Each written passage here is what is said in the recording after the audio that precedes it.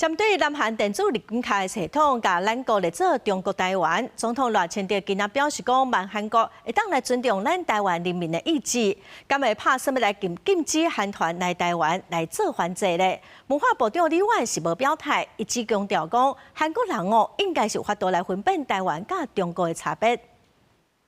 南韩电子入境卡的纳位，甲咱国标示做中国台湾。咱外交部讲将会重新检视台韩关系，研究可行的营运方案。大家关心是不是禁止韩团来反制？对此，文化部长李婉讲，文化部上大的功能就是将台湾的文化呈现出主体性甲特色，而且甲中国分开。韩国人对台湾的兴趣在这两年非常的高。 他们也非常能够区隔台湾就是台湾，中国就是中国，所以就产业立场来讲，文化部会尽量让台湾的文化出去，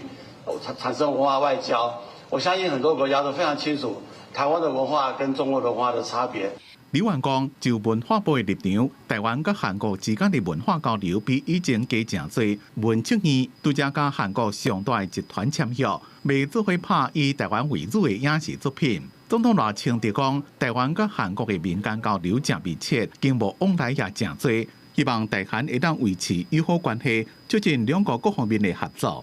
我们希望韩国也能够尊重台湾人民的意志，